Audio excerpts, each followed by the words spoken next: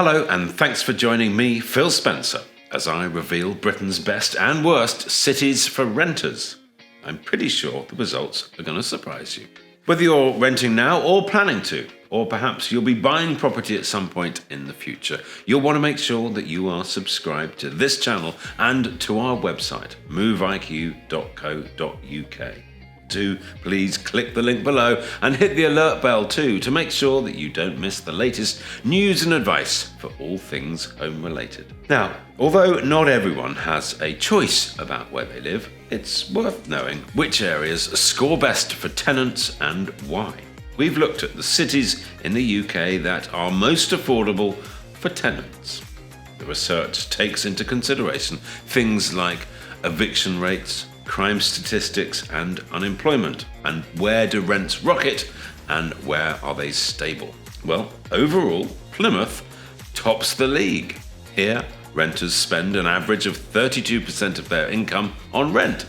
It's even cheaper in some of our other top 10 cities like Newcastle at a smidge under 28%, and Derby, where rent is a very modest 22% of the average income. But Plymouth also scores well on those other vital factors.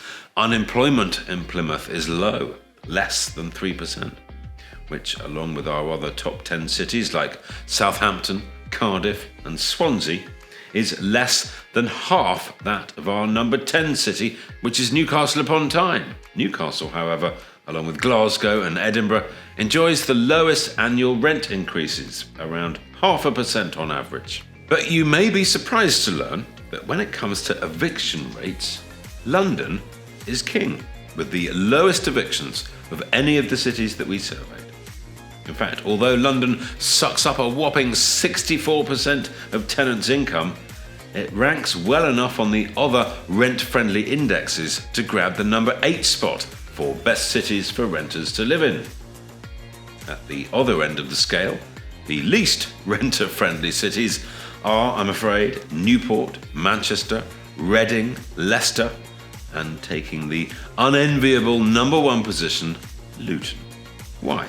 Well, it's relatively pricey, accounting for 41% of the average income. Here, the eviction rates are amongst the highest in the country, and while the crime rate is half that of Manchester, it's still far higher than in our top 10 cities. Leicester didn't come out too favourably when it comes to crime and unemployment rates.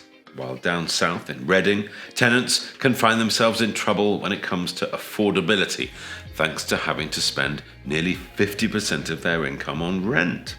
Manchester has the highest crime rate, with a staggering 164 offences per 1,000 people. You heard it here first. For many tenants, this is enough to make them feel unsafe. Now, these figures, of course, don't tell you the whole story.